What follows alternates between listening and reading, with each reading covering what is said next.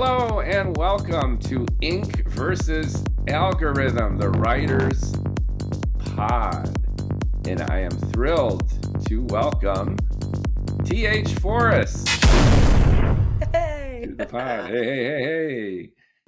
You have an interesting and evocative focus in your works. You've got multiple novels. You've got a website and business, it seems, dedicated to helping indie authors. And you seem right in the sweet spot, ground zero of staking the claim of real people sharing real lived experiences and real points of view with what it looks like zero. I see zero AI in reading your stuff.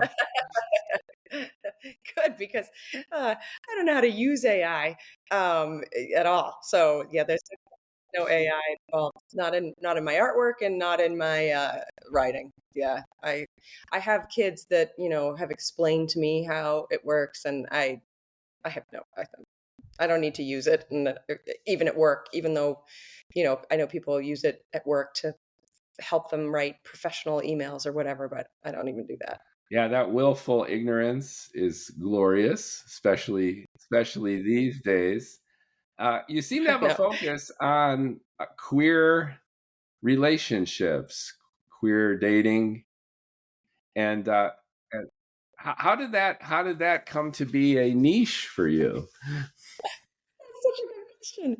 All right, so we're going to go back to the beginning. So during the shutdown, the pandemic in 2020, I, like a lot of people, was consuming a lot of TV. I kind of came to the end of, watched everything on Netflix and rewatched the show Supernatural for the third time. But disclaimer, I have not watched the final season because it was too upsetting to conceive of. I think they do away with a couple of my favorite characters. And two, it was like, if you don't watch the last season, it's like the show never ended. So that's the first book I wrote is the book that I'm about to release in 2 weeks, less than 2 weeks, on the 22nd. It's called Descendants of the Gods. I wrote that as fan fiction for Supernatural. So the main male character is like Dean Winchester. He's got a partner. His partner's not his brother. It's a guy that he met when he was a kid. They were in a junkyard, and he was with his dad. And so they're partners. They're like best friends, partners. It's kind of, there's like a little bit of a big brother, sort of almost dad vibe, because the guy's a little bit older. But anyway, and they need help with a case. And it's kind of like, it's a little bit like, they're like the X-Files, kind of like Men in Black, kind of Supernatural. So they need her to translate. They need this university professor to translate some cuneiform for them. And that starts this whole, changes everybody's lives forever. And in this book, I knew that in this love interest with Finley is the lead female character. I knew that I wanted there to be a little bit of a tension, but there was going to be a scene where Luke was like questioning whether she was now dating her ex, but I didn't want him to really be an ex. So I made this, her best friend is a former Navy SEAL, and he's like deep in the closet.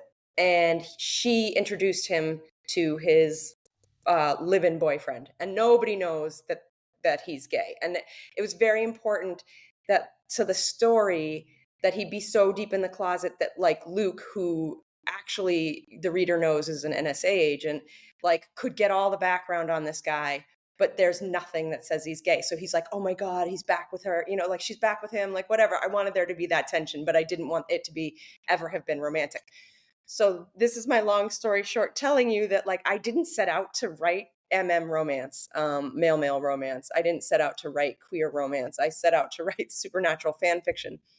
But every time I wrote about Matt, that's his name, and every time I wrote about Matt, I was like, God, he's such an interesting character. Like, and then knew that she had introduced him to his boyfriend, Ollie, who is a British lawyer, and they met in Oxford, Finn and Ollie. And she introduced them. And so I was always like, when I was writing them, I was like, there's a story there. And then they started nagging on me. They were like, tell our story. We're more interesting. So I opened I opened a new document and I wrote 6 books about them. And I put Finn, her story went to the back burner. And they just, like Matt and Ollie, they get up to some shenanigans. As Matt, you know, it's people either really love the books or they hate the books, and I'm fine with that. I don't want to be a middle of the road. Like, yeah, it was okay. Yeah. So I wrote those books, and then I took a writing class. So the pandemic was like winding down. There's a great nonprofit in Boston, which is, I live outside of Boston. It's called Grub Street Press, and it's like you can take classes for writing. You can do incubators, things like that. So I took this class on the narrative because I'd never written anything before the pandemic. I was a history major, so I wrote a lot of research papers. I've written some research articles in my other life, but so I took this class and it was on the narrative because I was like, I don't know if I'm doing this right. It's interesting to me, but so in the class we read examples of all the different kinds of narration that are out there: first person, second person, third person, like all of them. And the teacher gave us examples to read aloud. And the one example that I read aloud was from The Catcher in the Rye. So I don't know if you've read that recently. Like, I didn't even really remember the book. I had to read it in high school, like most people, and probably did the Cliff Notes. No, I never even did Cliff Notes, but I don't remember the book. And I was like, oh my God, when he's like, oh, if my parents knew I was telling you any of this, they would have a hemorrhage and a half. And I was like, I want to write like this. And so I had already written all these other books. They're all in third person: Descendants and the whole Matt and Ollie series. And I was like, could I go back and rewrite it as first person? I was like, it sounds like a lot of work.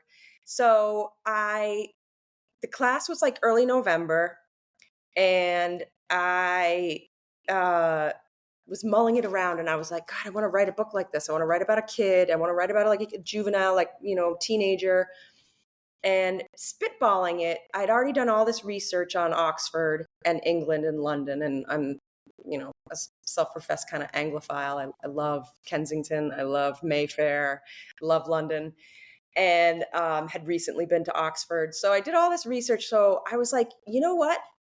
I'm going to make him British, and I'm going to make him gay, and I'm going to and I don't know how much time you have, but it was Thanksgiving, and my husband has an aunt. She's phenomenal. She was like a Studio 54, like New York, like she's awesome. And so it was Thanksgiving. It was, again, rolling out of the pandemic, and I was talking to her about, like, oh, we got onto the topic of porn. As one does at the Thanksgiving table. And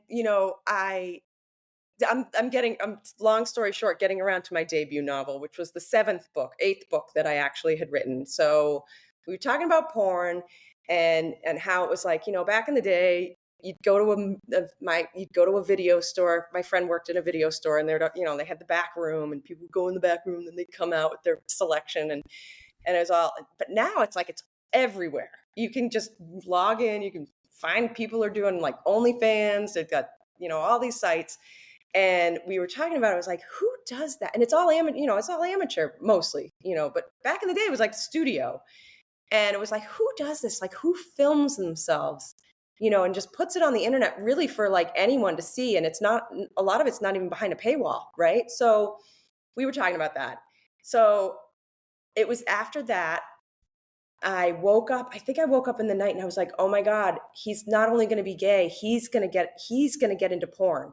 He's going to find a guy, and the guy is going to get him doing porn. And I wrote that book in 6 weeks.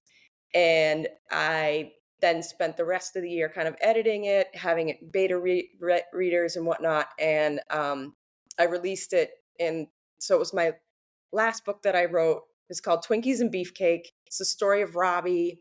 He's 15 at the beginning of the book, and he meets this guy, um, and he's older. So Robbie's 15 going on 16. He turns 16 when, and Vass is, so Robbie's like posh and he's from Kensington. His grandfather is an earl, and Vass is from Manchester. He's solidly like working class, gym head, and just locks eyes with Robbie and makes it, So there's a question of like, clearly he's groomed, but Robbie lies about his age, and it's a coming of age story more than it is an romance. So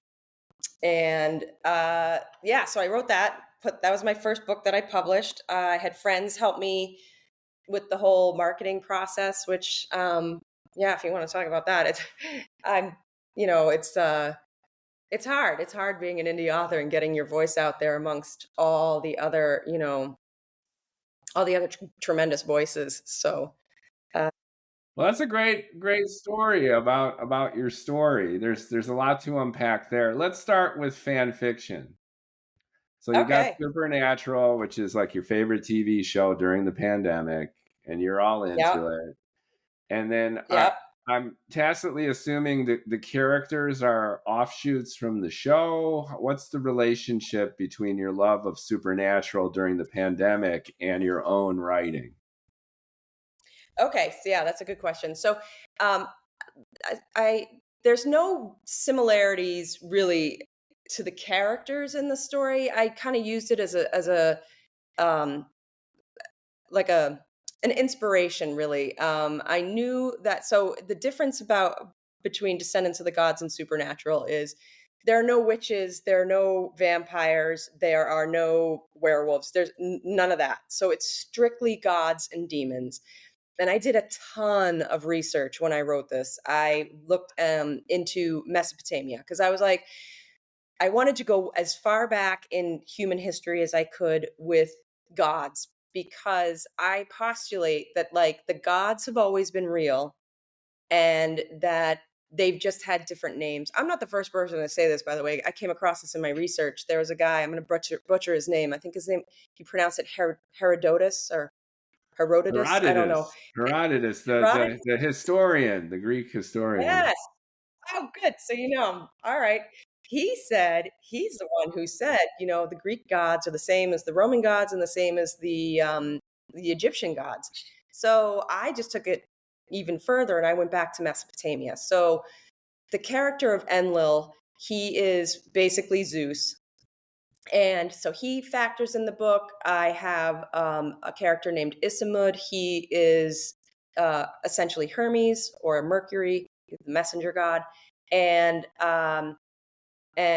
there are demons. And so a little bit of the way that in Supernatural demons would possess people, but people would be possessed, I think, through their mouths.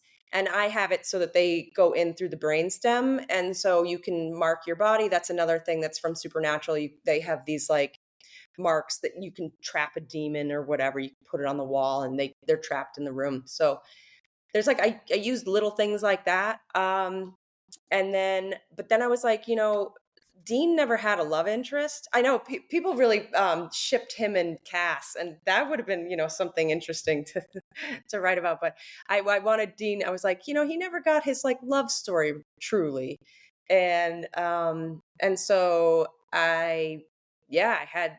Oh, and I also, so it's in the title, Descendants of the Gods. I also say that not only are they real, but like all the stories about them, like Hercules, Perseus, like all of these where gods were, intermingling with humans, that happened, and you did have demigods, and then their bloodlines have lived on, and that would explain why some people are really superior athletes, or they're super smart, and that they, stand out kind of from the population, and that not only that, but that they're drawn to each other. So, so like Finn she's got a bloodline. Luke has a bloodline, Matt has a bloodline, Ollie has a bloodline, and they're all descendants from different gods. And you find out in the book, you know, who's who.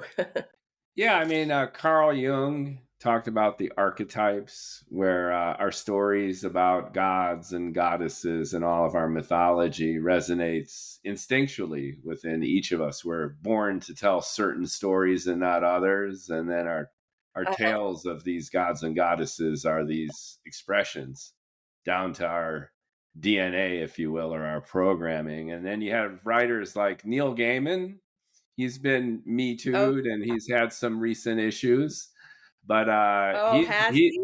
Oh, I yeah, didn't know that. he's Oh the no. champion of a lot of this. So his book American Gods was a big bestseller, and it Yep. operates off a very similar type of structure, that the gods are real, they're amongst us, and they take on very human qualities because, as they say in the pagan rites too, as above, so below. They're jealous of each other. They're greedy. They're narcissistic. They have all of our good and bad qualities. And I'm assuming you just dialed it up in those directions too. So, all right. So Yeah. it's the pandemic. You're into supernatural. You're inspired by this motif of the Right. gods living amongst us with all these Yeah. lines and lineages. And then you have two characters, and then they get involved in an M&M kind of relationship, and then you discover organically that that's like your thing. You're into it. It's just naturally coming out. And as a writer, I can attest to this too, is that you might have like this mental construct, I'm going to write about this or I'm going to write about that, but when you actually put pen to paper or your fingers on a keyboard, then your unconscious and your own creativity and your own soul activate in a way where, no, you know what, I'm going to write about this. This is what really gets me going. And to your point, you just cranked out thousands of words within a really short period of time because it's just flowing out of you. And then you mentioned Yes. pornography, which is interesting because I've known many women Uh, across the full spectrum of sexual orientation, very, very heterosexual to gay, lesbian, and they love mhm. watching gay porn, gay men. Yeah. So They're a yeah, I think they're probably even a bigger consumer than gay men. Yeah. So this hits on a lot of different themes simultaneously of women, what we call these days cis women, Yep. interested in gay relationships, even gay pornography, in a way where you can emotionally really get into it and get vested in the characters and their Yep. situations, their own lived experiences from this vantage point, which is away from it and yet at the same time connected to it and vested. Mhm. Yeah, definitely. And it's interesting. I guess when I want to back up and say like when I say like who does that, I don't. It's not in judging because like clearly, like, thank you for your service, but I don't mean to say that. But it's just some people like they're in relationships and they're filming themselves, and it's like it's a very intimate act. It's not like oh I'm just this is just a content creator and I'm hooking up with this content creator and we have no relationship. It's people are really showing their own relationships like Oh, intimately. And so, the internet and digital has really brought a level of transparency to a sex positivity that's been endemic forever, really. It's really brought it up to the surface. It's been an accelerant, no doubt, because you mm, have these opportunities for everyone to kind of do their own kink. But I was a bar, disco, nightclub manager in the 90s, in the roaring oh, cool. 90s.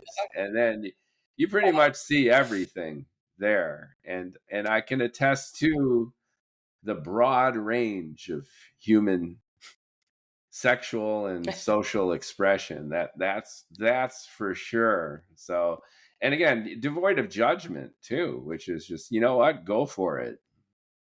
Yeah, right, right. No, I think it's sex positivity is important. Absolutely, and sex work is work. So I'm glad that these people are can really make a lot of money doing it. And I wonder. I think a lot of I wonder if a lot of the the women consuming gay porn um, might be like sort of safer for them, I think, in a lot of ways. I think psychologically, you know, um, like no part of them as a female, a cisgendered female, no part of them is being portrayed so that they don't ever feel bad about if they have body issues or whatever. Do you know what I mean? Or I don't know.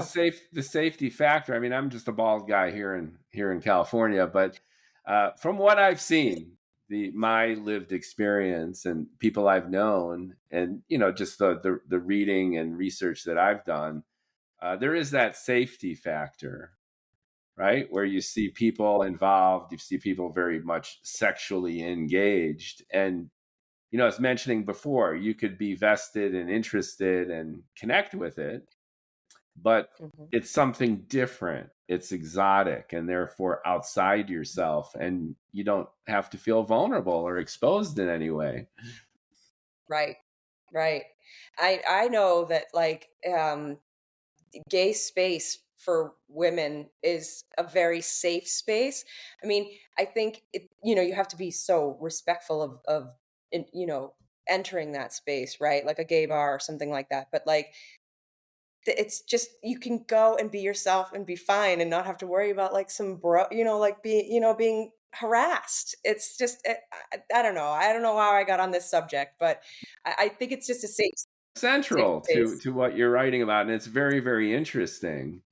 And I could even highlight the converse. I knew many very, very attractive female strippers and even sex workers through their stripping, pole dancing, and they were Yeah. lesbians. They had female relationships with other females. They were married to women, and you had these guys showering them with tips and gifts and jewelry, and they would turn around and give that to their lover or their wife, and that is a similar kind of model where you're performing sex work in whatever capacity, but there's no emotional connection. You're really just working. You're not attracted to the men who are salivating all over you, and you go home to your wife, and all is Yeah. well with the world. So there's that model too, which kind of Mhm. reinforces through the looking glass what you're talking about. Yeah. Yeah. That's And what good. about you? What if you look at the source of your energy and enthusiasm for writing about M&M, male to male, queer, romantic fiction, and it Mhm. clearly dominates your library so far. Where Oh, where so do you yes. where do you think that comes from? Do you see it? It goes beyond just comfort, because you could comfortably write about whatever. And you mentioned that you did history essays and that stuff before. Where do you think it Yeah. comes from within you? I don't know. That's a really good question. Um, well, he's not my inspiration, but like if I could talk about a little bit about my publishing company and why I named it and the book covers, my book covers, yeah. So also my publishing company is called Holdorf Press. My um, pen name is TH Forrest, and I dedicate all my books to my cousin Tom Holdorf. So those are the initials. His last name, so Holdorf Press. He died in 1994. He had AIDS, and if he just, it was one of those things. If he had just managed to hold on like one more year, like the medicine just, Right there, the yeah. drugs were really kicking in. And 94 was a terrible year. I mean, we lost too many people to this pandemic, and it's inexcusable. It's absolutely inexcusable. But that year we lost Herb Ritz, we lost Keith Haring, we lost Tom Holdorf, and he was a fashion photographer in New York, and he was at only 38 when he died. And he would entertain me like his little like suburban cousin from like Massachusetts, and he'd let me come stay with him, and he took me he introduced me to Versace. He introduced me to Patty Hansen, who is Keith Richards' wife. She was walking down the street with her baby, like who's probably like 30 now, 40. Oh, anyway, and he was just the coolest guy I ever knew, and I looked up to him so much, um, and I was devastated when he died. It was, you know, I was young, he was young. It was tough. So, um, during the pandemic, I had this bag, and it was in the corner of my like like my sitting area, and I had kept looking at it. I was like, I got to put that away. And I knew what was in it. It was boxes and boxes of old letters. I used to save every letter. Like nobody writes letters anymore. People save emails maybe, but I had just boxes and boxes of like cards and letters from friends, family, whatever. And one morning after I was, I guess I'd been thinking about him. I think about him every day, but at this point I was like thinking about him not as like all the time. And I got up and I was making coffee, and I was like, I got to do something with these. So I lifted the lid, and right on top was a letter from him that he wrote me, and he had like very distinctive handwriting. And I was like, oh my God, like, wow. And so that really started this whole like, okay, I'm going to start a publishing company. He, all these letters, and I was just reading them and I was sobbing like, oh my God, the things that we talked about. And like, he was doing some experimental photography, and he'd sent some of his photos to me. He also left me a bunch, but um, he, so he's like, oh, I hope you don't think it's pornographic. And like, it's so not. It was so tasteful. And considering what I had just written, Twinkies and Beefcake, I was like, oh, geez, I hope you Great, don't think great, what I great wrote. title, by the way, Twinkies and Oh, Beefcake. thank you. Again, that was like, that just came to me. And I think he's been in he's just in every bit of my life. He has sent me signs, like that was a sign. He, I had written, so I was going through the pictures that he left me. I had two of his briefcases of photos, and one of them was this woman, and she was draped. It's the cover of Descendants of the Gods. I don't know if we can throw it up or if you've seen it, but she's draped over cuneiform, and I was just like, and she's got angel wings behind her, and like my book cover for Twinkies and Beefcake, I knew I wanted my character to have angel wings because there's a lot of symbolism in the book between Lucifer and Saint Michael, the archangel who his army and banished Lucifer. Or did he kill him? Oh, he didn't kill him. But anyway, so um and like there's just angel wings and cuneiform, and I'm like, how this is not a coincidence. This is not a coincidence. So, maybe I wanted to honor him a little bit by celebrating, you know, gay men. I love gay men. I mean, not you can't speak, it's generalizing. I mean, but all of my I love my gay friends. Yeah, Did you so grow up in an open environment or a restrictive environment? pretty conservative, and so that's why when I started going to see Tom, he never came out to me initially. So I'd go down, and but it never occurred to me. So when he had a civil union, so it was obviously a gay marriage wasn't legal, but he introduced me to his husband, and he's like, how do you like, how did he phrase it? It was something like, you know, did you know I was gay, or did you think I was gay? I was like, it never occurred to me to wonder. I literally never was like, I wonder if he's gay, or why doesn't he have a girlfriend? Like, it's not like I didn't know gay people existed.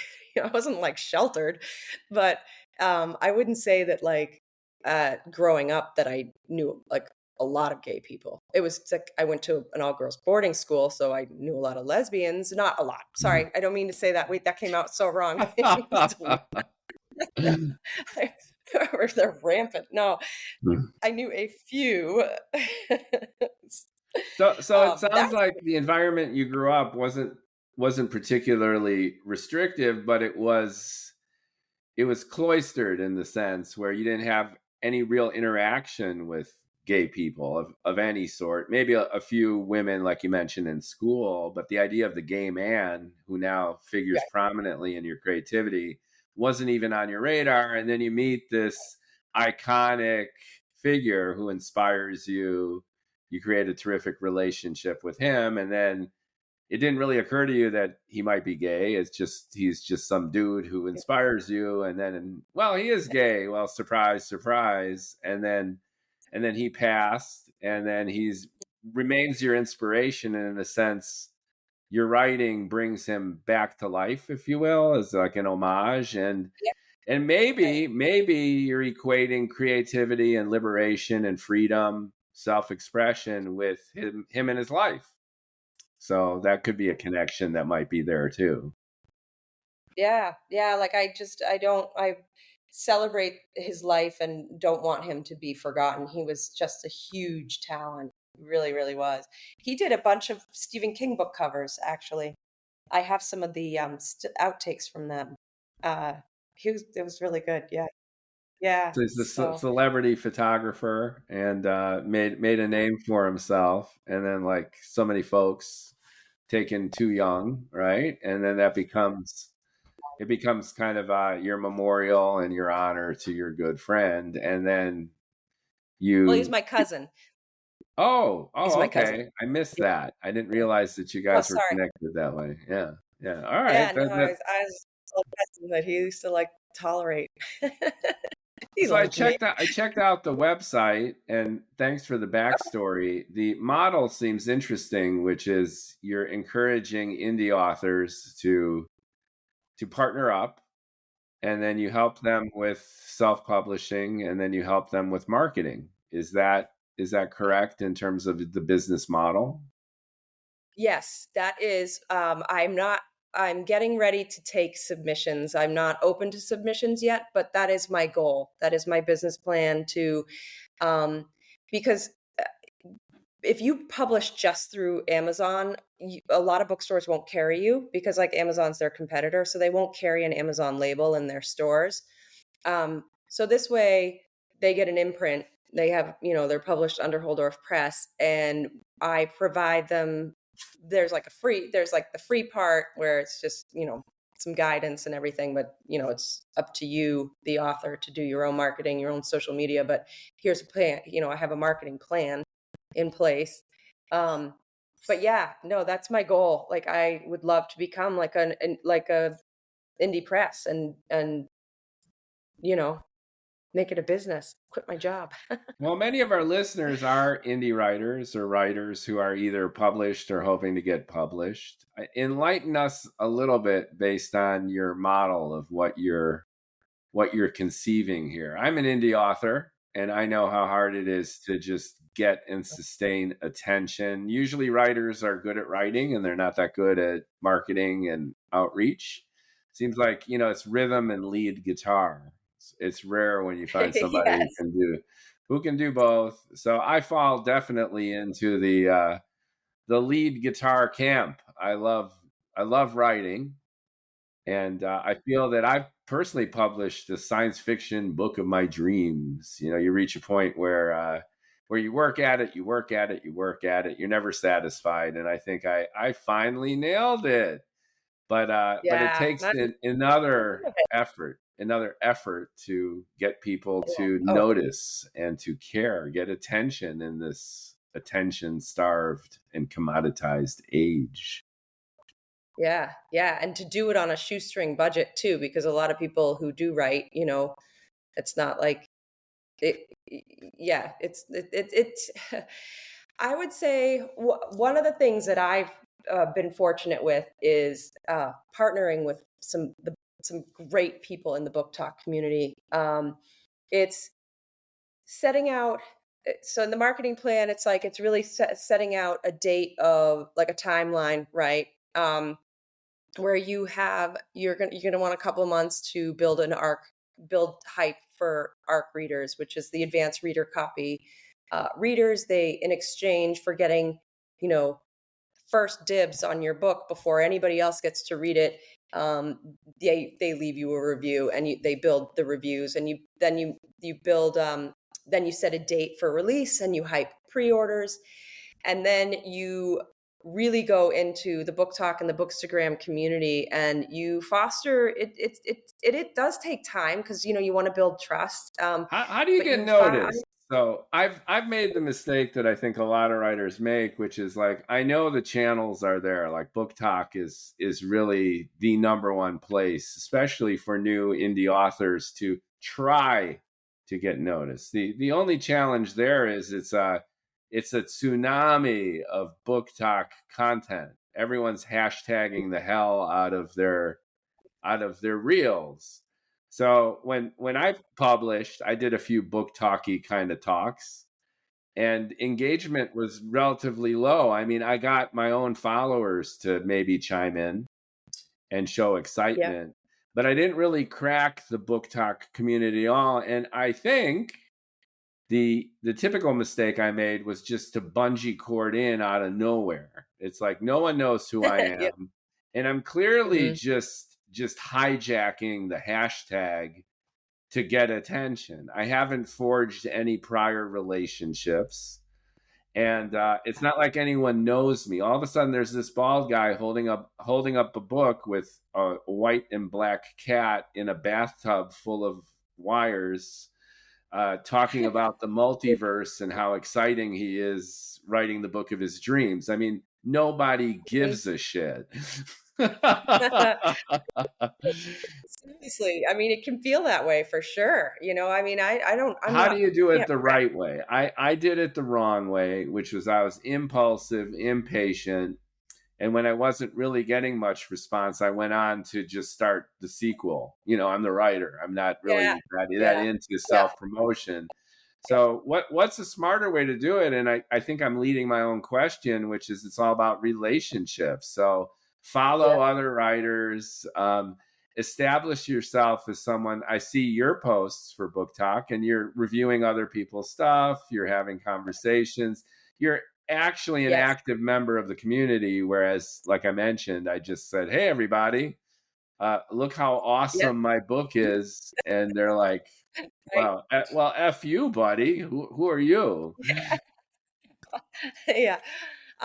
Yeah, you have to get in before the book. You have to plan ahead. So before your book is even released, before it's even ready for ARC reads, um, you need to get on Book Talk and you need to start engaging with other people's content, and that's the way to do it. And I by no means, like, I only have 1,800 followers, and it's been a slow progression, but I know I've made friends with some really great indie authors, and I'm fortunate to call them friends. I mean, online friends, whatever, a lot of DMs back and forth, but Hook us up. JP, I would love to interview more yeah, people on the yeah, so pod J, too. It could spread the word. That's one JP reason I Joseph, started this pod, yeah, is because I'm not very yeah. good at, sitting there on my feed and, spending a few hours getting to know people. I like to actually talk to people. So this podcast is a great opportunity for me to actually get to know other writers and to share their stories. So that's my mission here. Well, I know I mentioned you to JP Joseph. He cracked #1 best-selling Amazon. He has a marketing background, so he knew what he was doing, and he's been super helpful to me. We're currently partnering Great. together to do a giveaway. Yeah, so we're doing a giveaway where 10 readers will get a copy of his debut novel, which is called King of Pain. It's phenomenal. It's received incredible feedback, such that he got himself a book deal. Like, I'm like, JP, how did you do it? So he's the one you should talk to about how he did it. But Yeah, I'd he was love to one of have him on, and I hope that he would okay. just beat me up, like, take out a 2x4 and crack it between my eyes, because I am a marketer too, ironically enough. I market in the healthcare life science world, but when it comes to my own content, I'm like, Yeah. Right. He's so phenomenal, and his debut novel, like, so the way that we met was he had a book talk account that I engaged with, and I was like, like a lot of what you have to do, and there is a nuance to it, and you can't just like elbow your way into people's content and leave messages. But I would go in and be like, oh, if you like this book, I think you'd really like my book, and I'd be happy to send you a free copy if you would like to read it. So you got to do a lot of that. And he Yeah. was someone that I engaged with, and he read appearances. Now he loves Matt Ollie. Thank God. Like he's one of my, like, he gets it. He gets the story. It's complicated. He's a fan. That's He's a great. fan. And so when he decided he was going to write a book, he reached out to me, and I read some of his very, very early drafts and gave him some good feedback. And then he took it from there. And his book, like I said, it's gone gangbusters. There's another author. I could reach out to her. Her name is Alex Cross, and she also writes She's got 3 books out now. She's killing it. Like whatever she's been doing, she's done really well. And her books are really This well. is It's also terrific. And it's not only for my yeah, edification, but that's the whole point of my podcast, is for encouraging writers to bust out, get your name out there, share best practices, and forge relationships, create relationships with like-minded. So it's the old adage that rising tides raise all boats. I had another guest on, Greg Sorber. I have another podcast, Science Fiction and Fantasy, and actually your stuff would fit in that bucket too. And Greg mentioned that we write fewer books than people read, so there's yeah, it's exponentially larger audience consuming content than creating it. So it's not mutually exclusive. If you're a writer and you share best practices with other writers, it's not like it's cutting into your sales. It's just like we helping each other out is really awesome, because then everyone gets uplifted, we enhance our network, we connect, we yeah, learn stuff. absolutely. Yeah, yeah, Absolutely. And yeah. I'm so fortunate to be part of this community. Like the authors that I have made friends with are truly wonderful, wonderful people. There's a couple that are also, I have a thing for Australian authors too. And it's not just the accent. Some You of the need book an talkers. you need an Australian book to come out. Yeah. Yeah. That'll be Well, your next one. there's some great ones. Yeah. Let me see if I can reach out to them and see if they'd be interested in doing it. It's Ray Roberts. She's so great. Sasha Avicii. I call her Avicii because I can't pronounce her last name. It's Yeah. Avicii, Avice. Avis. So I just call her Avicii, and I love her. I love her books. Her books are my favorite. She's such a talented writer. She writes the clueless male guy so well, and like the strong For type. the She audiobook, does. I'll do the clueless male guy. I think I fit that archetype pretty well. So this is terrific. It's just creating networks and connecting. So the big best practice and takeaway here is that if you are an indie author, this trope that you're in a cold, dark basement, and then you work for 6 months toiling away, and your fingers are bleeding, and you finally finish your book, and then you open up the door, it creaks open, and the light shines in, and Uh, ta-da! You're a genius, and that's it. That's you're right. just bullshit. It's just not going to happen by itself. No, yeah, no, you gotta put some work into it. And um, the the book talk community is it's also a really great community. Sometimes there's drama, but I'm always I'm like, wait, what did I miss? I'm not in that drama stuff, but like all the people that I'm friends with there as book talkers, like they're all so great. They're just, really, really great, and people that want to help, and want to hype you, and yeah. That's terrific. So I've also discovered that recruiting people, even for your audiobook, if you're willing to kind of flex and wing it. I was talking to our mutual friend, Julian Julianne Webb, Oh yeah, who I had Jane. Yeah, on as yeah. my prior guest on the Writers Pod. And her and I are talking about doing an audiobook version of my sci-fi masterpiece, and she's pumped. She's pumped to do voices, and I'm reaching out to other writers and Oh. friends, and that becomes a way that we network and partner up and market together. Yeah, and I mean, if you want to hear well, I'm sorry, I'm so long-winded, but Julianne, she and I went to high this school is together. your pod. You got the mic, so Oh, go thank for you. it. Um, so she and I went to high school together, and she reached out to me. We were friends, but we didn't like stay in touch or see each other or anything. And so she reached out to me when I published Twinkies and Beefcake, and I put it in our high school bulletin, and I told people. And so she read it and she loved it, and she started telling me about the memoir that she's writing, and which I've read. I think I've read the entire thing. It's so good. It's so good. I really want her to publish it. Her writing style is so phenomenal. And so uh, so yeah, so we started, this back and forth. And then after Twinkies and Beefcake came out, I have a lot of friends that were like, "Well, I loved it, but I can't like review it because it's like, or like I can't talk about Even it because these whatever." days, people are still Yeah. prudish these days. Really? Yes. Right.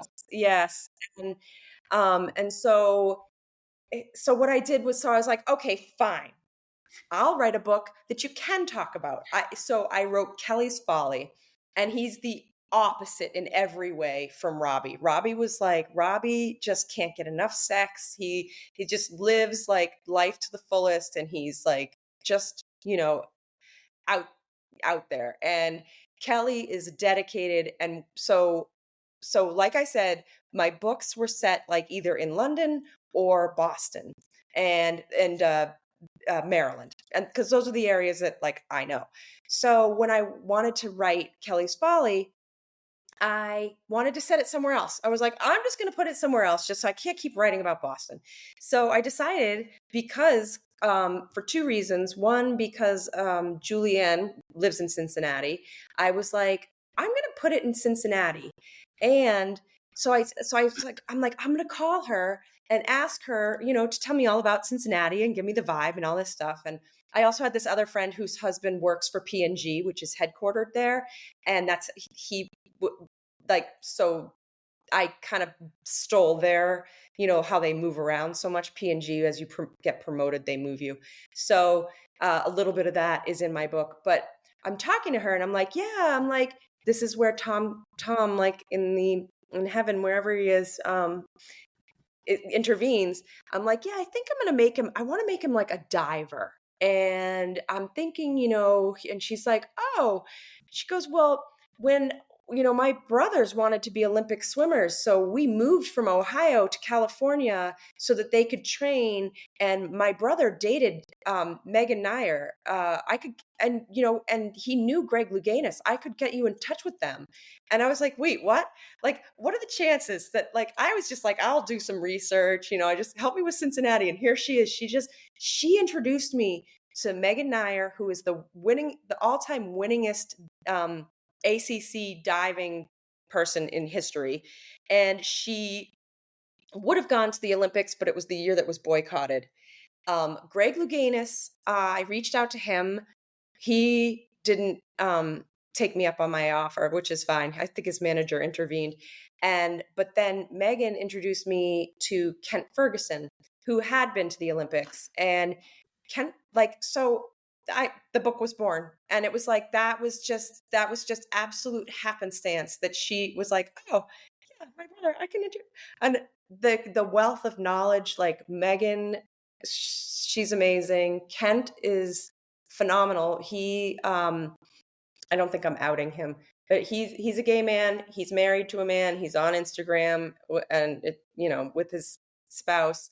And he really helped me with the gay experience at the Olympics and just being a gay athlete, and gave me some really great stories that are in the book. Like I verbatim, I was like, I hope you don't mind that. He's like, no, no, I loved it.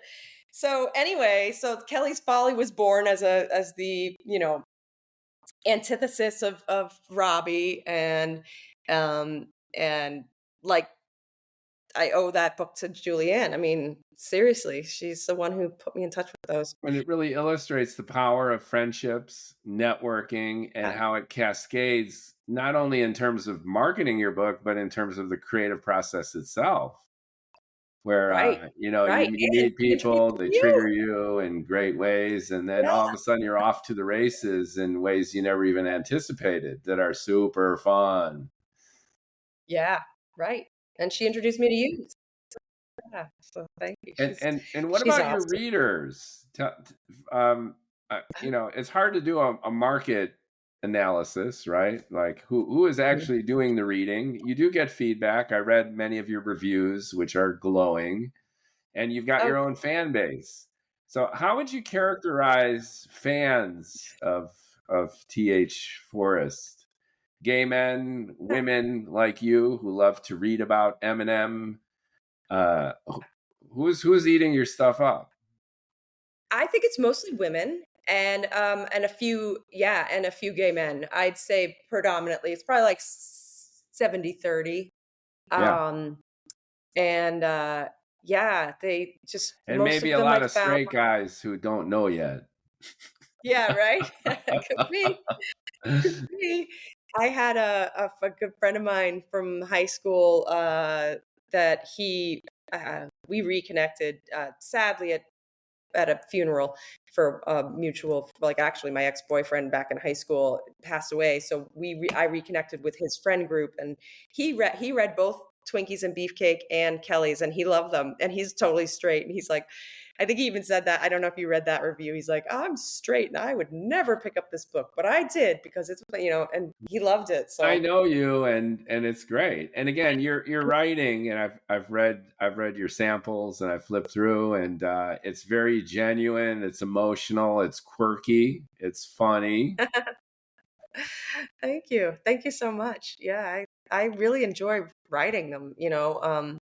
Uh, Descendants is my sixth book, sixth book. And even though it was the first one I wrote, it really needed a lot of editing. It's like learning a sport or learning a language. You get better the more you practice. So it's gone through a lot of rewrites. And I'll tell you, when I first wrote it, it was over 300,000 words. And I was like, oh, let me just look up how many, let me query this book, and I Yeah, started doing all this research. that's like 1,100 pages. That's like 1,200 pages. Yeah, that's like the War and Peace of Eminem. It was not good. And it was not good. So I was like, oh, and it was like, oh, the ideal novel should be around 70,000 words. And I was like, oh, whoops, I guess I'm going to have to take a hatchet to this thing.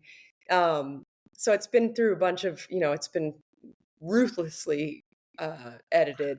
But I think it's like, I should look. I think it's like it's 500 and something pages. Yeah, So so it's that's about around 100. 150,000 words, I Yeah, think, based yeah, on, yeah. It's yeah, like David Mamet, the playwright and director, yeah. and he's a I know. novelist too. He used to live in my neighborhood. No kidding. Where So, are you now? What? shall I say? I'm outside Boston. Yeah, he's a Chicagoan who moved to Boston for a while. Yeah, Yeah. yeah. And Anyway, what's go what's ahead. funny is so he lived around the corner, and when he moved, another director moved in, and I won't say who that is, but he's very well known. So he's Well, a they nice all guy, know each and his other. wife. Mamet Yeah. probably Well, it was referred, I got this great pad. You want to check it out, right? They all know each other.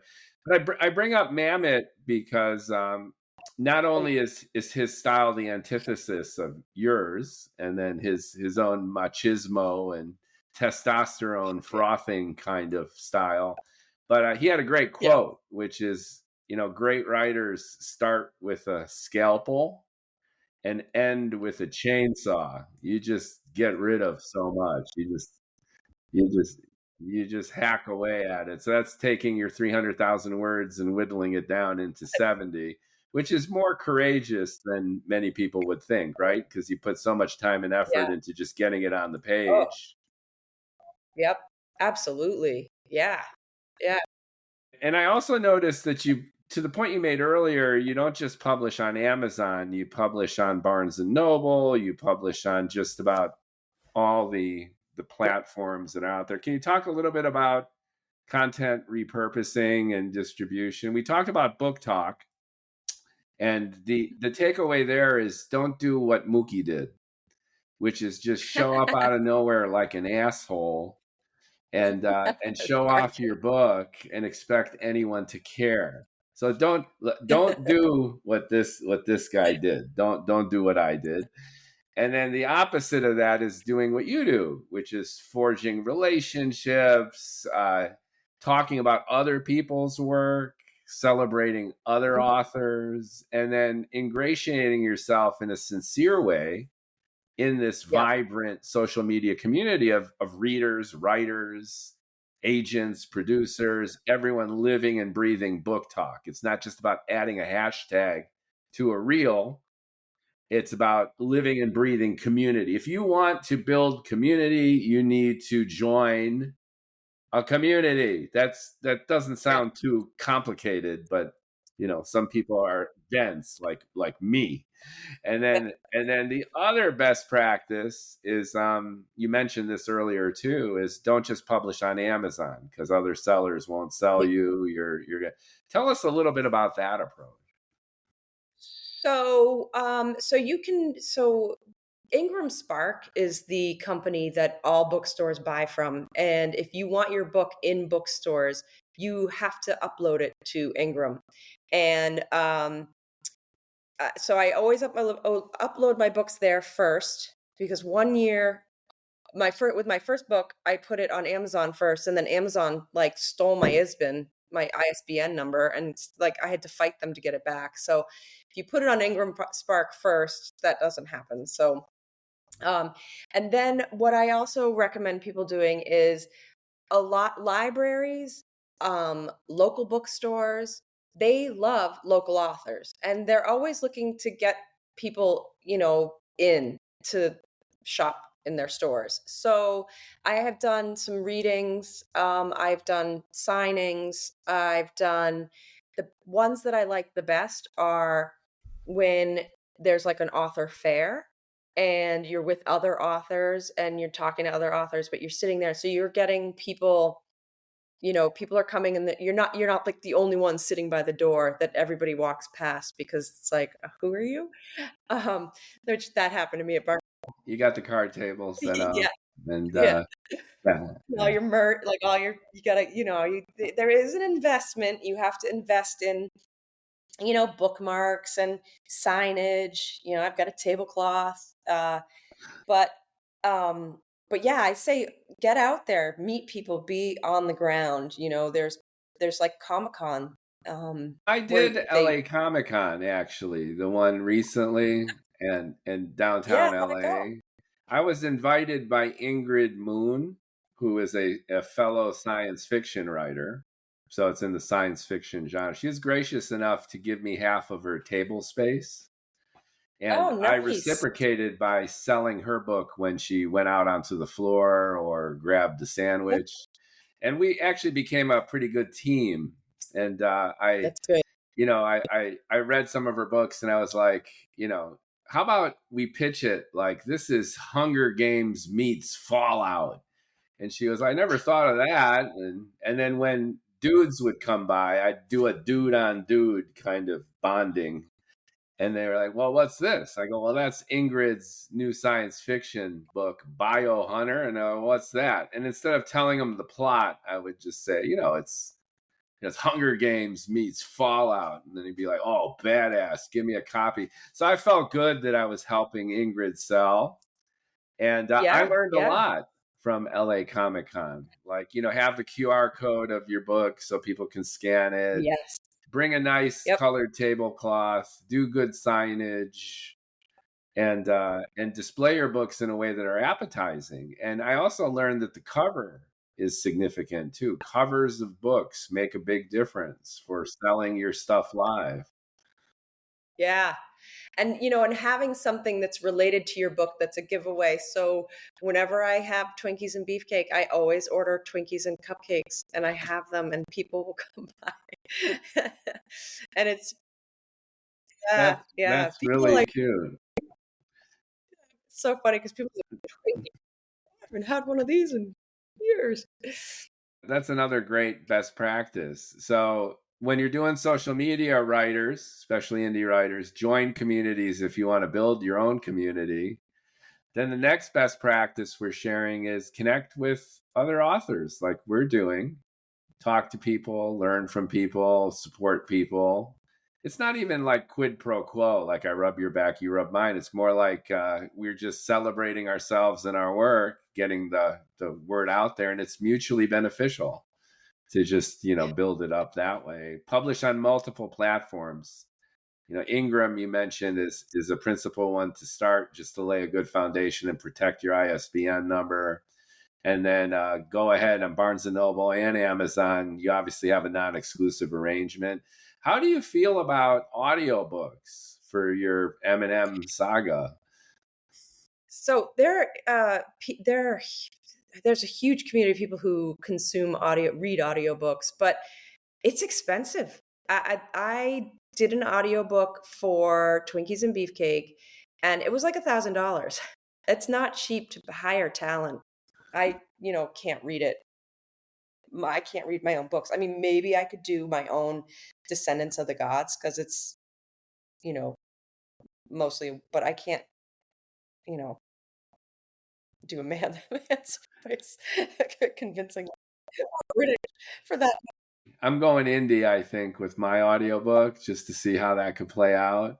I have an ex-life partner who I embodied as a character, as the ex-life partner of the anti-hero in my science fiction book. So the other day I just texted her. I go, yeah, I'm trying to recruit talent for my audiobook, all sorts of different voices, of which Julianne Webb, our mutual friend, is excited about. And I was like, would you want to be Julie Fazuli? The main character is Johnny Fazuli. Would you want to be Julie Fazuli in my audiobook? And she goes, sure. And I go, you wouldn't even have to do any kind of affectation or acting. Just be yourself. Just continuously nag me throughout the audiobook.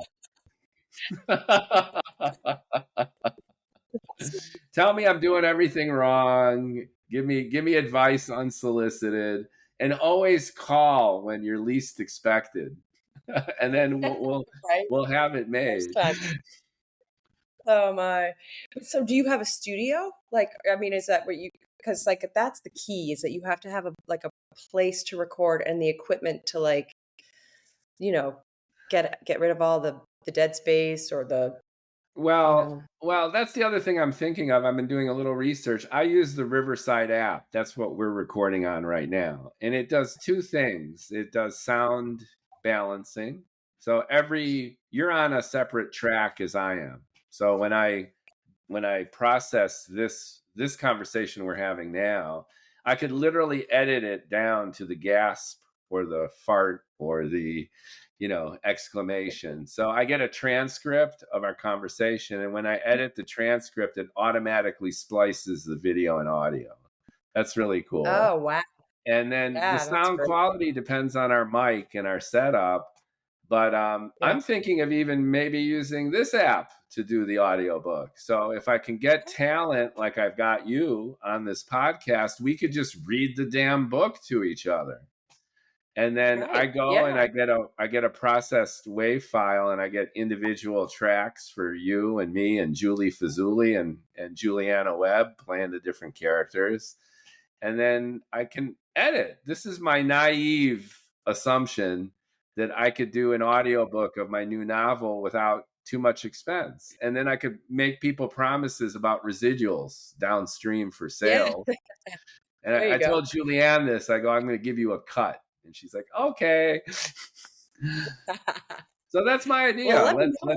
Let's see Yeah. how it works. I mean, why not? I Yeah. mean, Let me if you're an know. indie author, go indie. And if you don't have that much Yeah. disposable income to throw, because to your point, it's expensive to do an air quote professional audiobook. It's so expensive. I mean, he was worth it. Like, God, he did a great job. I mean, he's this Pacific Northwestern guy, and he did the British accent so well. But yeah, so that's my thing. It's like I would need a British accent for one of the characters, and Yeah. finding. Or have someone who can affect that, right? Kind of fake a good British accent. Another podcast interview, I had Ingrid along with Scott Allen, and he is a professional voiceover guy.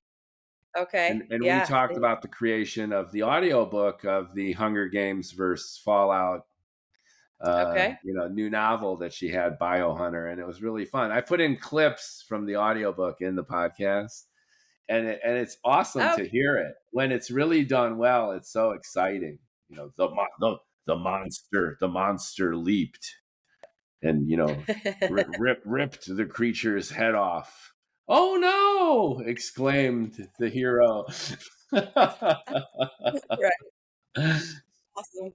Yeah, I mean, when it's done well, it's great. I mean, but it's funny because I'm not a consumer of audiobooks because I don't know. Sometimes I'm just like, oh, the voice has to be right. They just have to read it right. But anyway, but yeah, good luck. Let me know Thank when you you. do it. I'd love to listen to it. Sometimes you get surprised. One of my favorite authors is Thomas Pynchon. Oh He yeah. writes either these small kind of hippie books or these gargantuan encyclopedic, really super dense novels like Moby Dick. He's either one extreme or the other. And for one of his Moby Dick books, one of my favorites, Gravity's Rainbow, it was narrated by. It's a huge book. It's like 900 pages, and I think probably like 250,000 words at least.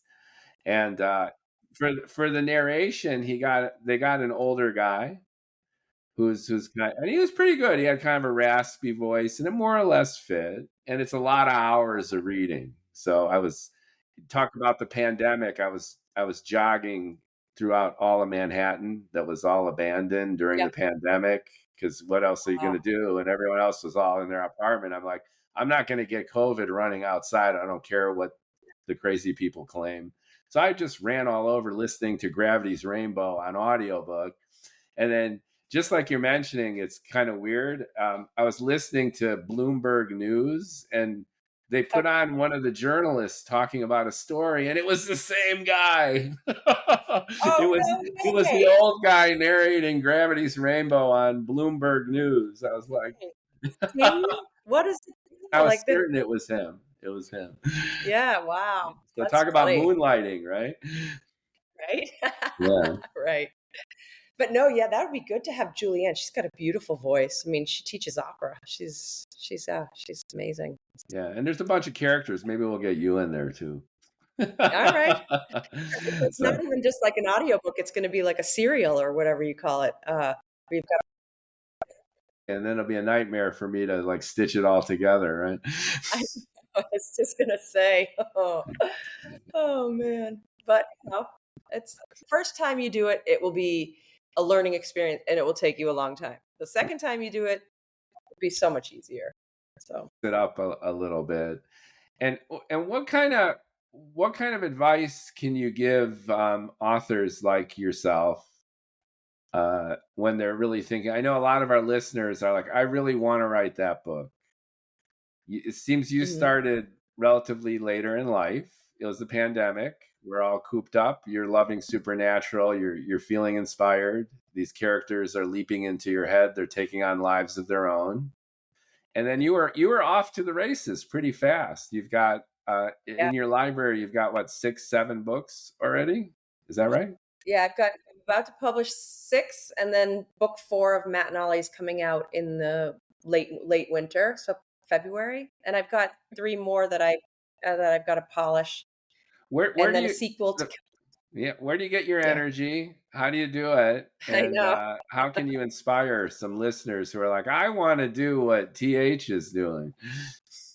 So since a lot of this was written, like I was on a roll. I was really on a roll. I've been kind of in a slump. I'm stuck on this one. So what I would just say is I was very fortunate to have I have kids. They're they were all teenager and up, but my husband kept them, so you got to find a quiet place to write, and you got to find, like, if you've got to write when, I mean, you can't, obviously, like, if you're in the middle of you're a surgeon and in the middle of surgery, you're like, I got to write this down.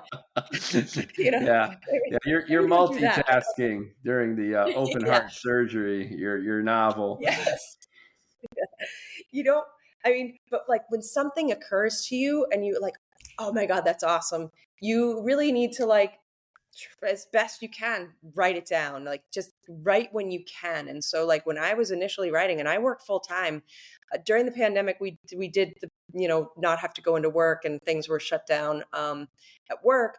But I wasn't even really writing then. I was doing a lot of walking. I would do like 6 miles a day, like you said. You're outside. I'm getting. I was brainstorming ideas about the book.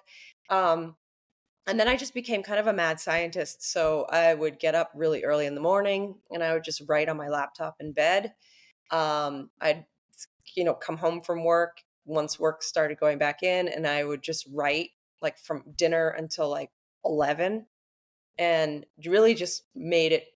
And now I'm like reading more, because I'm consuming books that I'm like, oh, I keep seeing my TBR is so long, because all my book talk friends, they're like, have you read this book? And I'm like, stop doing this to me. But no, we love it. We do it to each other. It's like, it's great. And I'm stuck on this one scene. So I think, instead of feeling like, oh, I have to do this, like, some writers, I think, are like, write 3,000 words a day or whatever. I just say, write, when you can, when you feel like, just drop everything and write if you're feeling like inspired.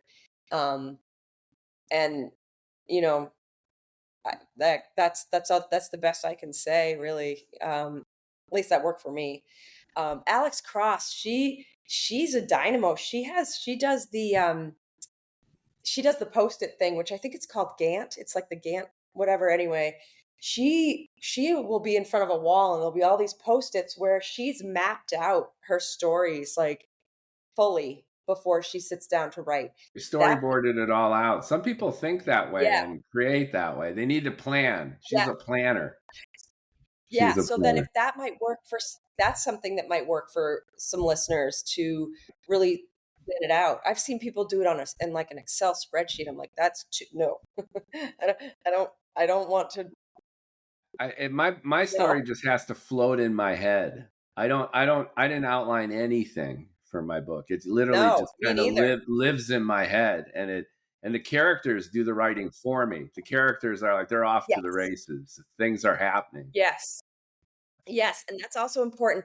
Um, I guess what I mean, like, when you're inspired to write it down, and it doesn't matter where in the book. Like, some of my Matt Ollie books, I wrote like the middle of the book, and then I would go back and build up to it.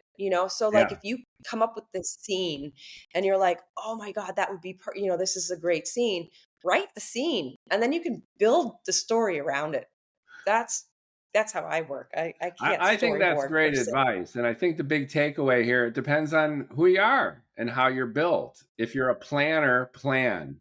If you're spontaneous, be spontaneous.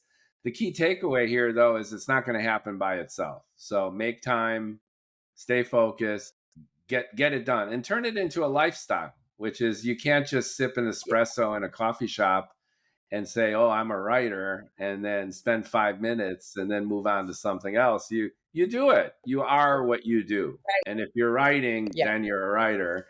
And you write the way yeah, that's appropriate to who you are, how you're built, what you like, and yeah. where it comes naturally. And my next question is, I think the biggest one is, how do you get over the stumbling block of perfectionism?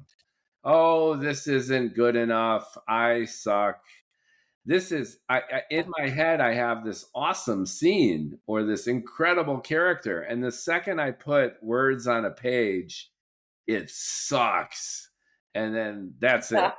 I'm done. Right. Oh, yeah, because there is that whole, like, you know, when I said I wrote Twinkies and Beefcake in 6 weeks, and that I spent the rest of the year editing it, my husband was like, at some point you just stop. You just have to put it out. You have to stop because you can tweak things endlessly. You Right. just have to come to a point where you can't fall prey to perfectionism. Now, of course, I go back, I look at Twinkies and Beefcake, I'm like, that's missing a comma. Oh, that's a typo. Like it happens. Like even if you have a lot of people reading it, typos get through, and I'm very forgiving of that when I read that in a book. But so yeah, you can't be too much of a perfectionist, because then you get in your own way. The other thing I would say, like if you have a great scene in your head and you write it and you think it's crap on page, um, reading it aloud helps. It helps you with your flow, Yeah. Great idea. and then that way you can. Sometimes you catch yourself using the same word over and over again. You're like, you didn't notice it when you were writing it, but then you're like, I said pretty, like pretty a lot. So yeah, always good to read it aloud. Awesome So, best practices. TH oh, Forrest, thank you for making time in your busy writer and working yeah, day to be on the Writers Pod. thank you so much. You love your M&M and it pours out and you do it. You're Yeah, also great at networking and connecting with people and creating community by joining community.